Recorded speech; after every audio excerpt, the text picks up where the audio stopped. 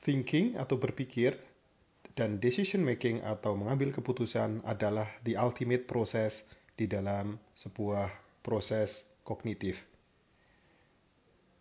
Bersama saya, Budi Hartono dari Teknik Industri Universitas Gadjah Mada.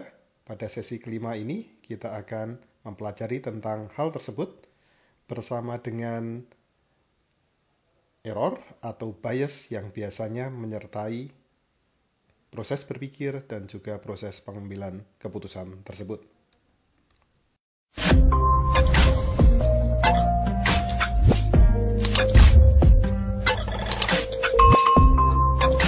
Dalam sebuah bukunya yang berjudul Predictably Irrational, Dan Ariely menunjukkan kasus sebagai berikut. Majalah The Economist yang sangat terkenal itu sedang memberikan tawaran kepada pelanggan dan calon pelanggannya. Ada dua tawaran langganan. Tawaran pertama adalah yang bisa dilihat pada bagian atas di sini. Mereka menawarkan Anda boleh berlangganan secara khusus online saja. Dalam setahun, Anda akan perlu membayar 59 US dollar. Alternatif kedua adalah berlangganan versi cetak dan versi online. Harga 125 US dollar. Dengan melihat profil dari The Economist, yang biasanya kan eksekutif muda yang ingin informasi tentang ekonomi, bisnis, dan seterusnya, Anda mungkin bisa memprediksi kira-kira dari dua alternatif tawaran ini, setelah hasil menimbang, berpikir, mereka atau calon pelanggan akan memilih opsi yang mana. Ya, berdasarkan penelitian, eksperimen, ternyata memang didapatkan, Anda benar, sebagian besar dari pelanggan itu memilih alternatif pertama. Di bukunya disebutkan bahwa 68% pelanggan justru memilih yang online saja. Kita bisa bayangkan dari profil pembacanya, eksekutif muda, mungkin mereka punya pad atau tab atau sejenisnya. Mereka tidak ingin repot-repot dengan versi cetak dibawa kemana-mana. Dengan tab mereka mungkin sambil commuting akan bisa membaca, mengisi waktu, dan seterusnya. Dan di sini harganya menjadi lebih murah. Wajar jika kemudian alternatif satu itu dipilih. Kemudian Anda sebagai ergonom kognitif diminta menjadi konsultan. Kalau dari sisi ekonomis, menjadi konsultannya ekonomis tentunya, dari sisi The Economist, alternatif 2 itu lebih menguntungkan buat mereka. Karena profit marginnya lebih tinggi. Sehingga sebenarnya, it is more favorable for them, for The Economist, jika sebagian besar pelanggannya milih alternatif kedua. Nah, sebagai konsultan, apa yang akan Anda lakukan supaya sebagian besar customer yang tadinya memilih nomor 1, kemudian rank reversal atau switching dari alternatif 1 menjadi alternatif 2. Coba silahkan dipikirkan kira-kira apa saja solusinya. Tentunya alternatifnya banyak sekali dari sisi marketing, dari yang paling mahal biayanya sampai yang paling murah. Di sini kami akan menunjukkan bahwa dengan memahami proses kognitif, terutama dalam hal berpikir, saya bisa tunjukkan dengan biaya yang sangat murah, mungkin 0 rupiah saja, Anda akan bisa men-switch keputusan banyak orang, decision making, dari pilihan pertama ke yang kedua. Caranya adalah dengan mengubah skema subscription dari yang sebelah kiri menjadi yang sebelah kanan. Jika diperhatikan baik-baik, skema tawaran yang baru ini tidak jauh berbeda dengan yang lama. Kita masih melihat pilihan pertama di sana. Sudah saya tandai di sini. Kita juga masih melihat pilihan yang kedua. Yang baru di sini adalah tawaran yang ditaruh di tengah ini.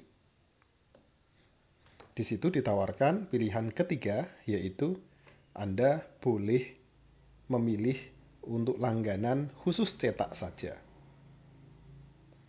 Yang menarik adalah untuk langganan khusus cetak ini ditawarkan biayanya untuk 1 tahun sama persis dengan biaya yang cetak plus online. Dan angka itu memang sengaja dibuat seperti itu. Yang menarik adalah begitu ada pilihan yang kedua, yang di tengah, nomor 3, katakanlah begitu di sini, terjadi pergeseran besar-besaran preferensi, keputusan. Yang sebelumnya pilihan pertama itu dipilih oleh 68%, sekarang bergeser hanya tinggal 16%. Dengan skema yang baru. Yang tadinya 32%, sekarang naik berkali lipat menjadi 84%. Sehingga tujuan dari The Economist untuk menggeser pilihan dari pilihan 1 ke 3 berhasil dengan cara yang sangat sederhana ini. Zero cost. Kok bisa ya terjadi hal seperti ini? Ini yang menarik karena di marketing pemahaman tentang cognitive process and decision making, thinking, itu adalah bagian dari satu cabang baru di keilmuan itu, biasa mereka sebut behavioral marketing. Dan dengan memahami proses pengambilan keputusan, maka para marketer bisa membuat strategi untuk mendorong orang melakukan sesuatu. Inilah contohnya. Jadi kira-kira apa yang terjadi di dalam proses kognitif sebagian besar dari pelanggan itu?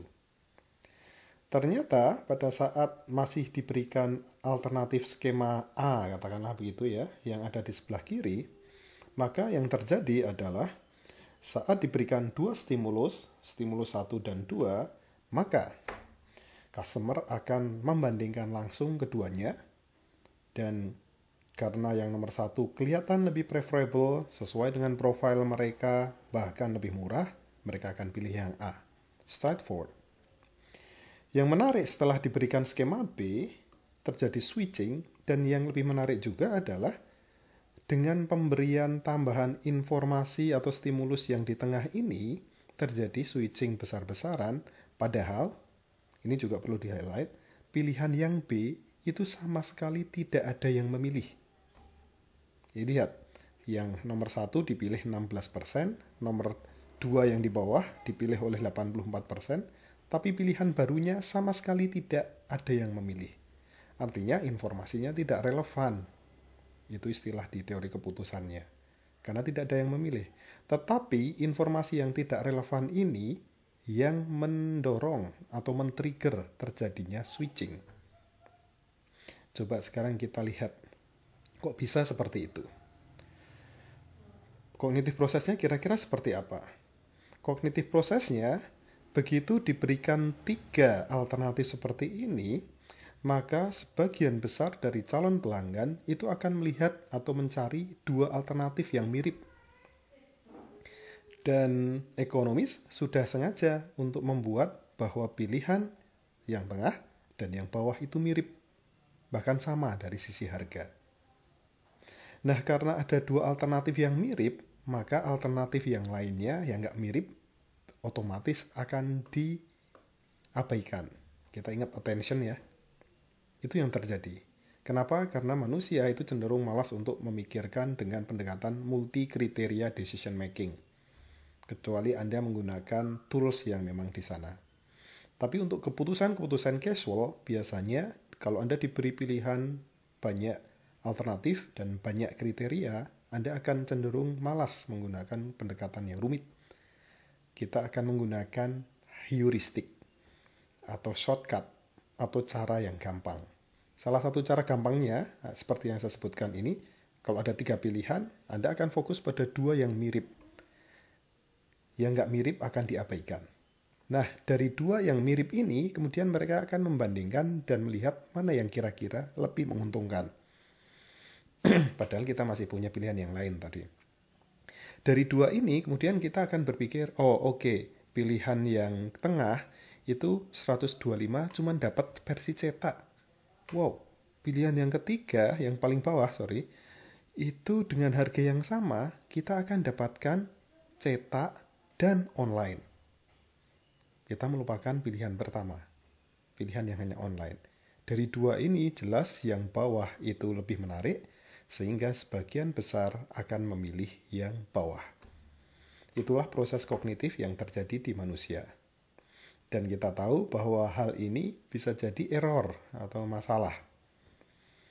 Atau dengan kata lain terjadi inkonsistensi juga. Kenapa? Harusnya saat diberi alternatif A yang sebelah kiri, skema ini, dan yang B, jika kita rasional, maka kita akan konsisten sebagai sebuah populasi.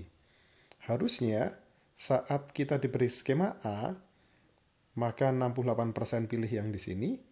Saat diberikan skema B pun akan sekitar angka itulah yang memilih, yang dominan memilih alternatif A. Karena alternatif yang di tengah yang diberikan ini yang biasa disebut sebagai decoy, ya. Informasinya hanya sebagai decoy, itu sebenarnya irrelevan. Terjadi inkonsistensi. Dalam bahasa teori keputusan, maka para pemilih ini, para customer ini dianggap sebagai tidak rasional. Tidak rasional menunjukkan adanya error atau kesalahan dalam berpikir dan mengambil keputusan. Dan karena jumlah orangnya banyak yang melakukan hal yang sama, sehingga terjadi sebuah pola yang bisa diprediksi. Ini kan bisa diprediksi karena begitu diberi 3 alternatif, nanti kalau ada kasus yang lain begitu ya, dengan skema yang mirip dengan ini, maka kita akan bisa prediksi kondisinya akan switching ke yang bawah juga. Maka kita sebut kesalahannya sistematis, dan fenomena itu disebut sebagai bias atau kesalahan yang sifatnya sistematis. Demikian ilustrasi terkait dengan decision making dan bias. Ilustrasi yang sederhana ini sebenarnya bisa Anda temukan sering sekali di dunia luar sana. Kalau Anda mau nonton bioskop, kemudian sebelum masuk ke dalam ruangan, Anda beli popcorn, kemudian Anda akan diberi pilihan 3 alternatif popcorn dari sisi ukuran. Small, medium, dan large. Pihak bioskop tentunya berharap Anda beri yang large, karena profit marginnya menurut mereka itu yang paling besar. Maka mereka akan membuat strategis demikian rupa sehingga yang medium itu hanya decoy, persis dengan yang di sini. Oke, menjadikan dia decoy sehingga orang akan lupa bahwa ada alternatif small. Yang dia bandingkan, orang yang mau membeli itu membandingkan hanya yang medium dan yang large. Dan yang large dibuat terlihat jauh lebih menarik dari yang medium. Mungkin mereka akan bilang, di-upgrade saja kakak dari medium, hanya nambah Rp200 saja kakak. Maka yang small Anda tidak akan memikirkan lagi, Anda hanya memikirkan yang medium dan large, dan otomatis beli yang large. Kasus-kasus yang sejenis banyak sekali di luar sana.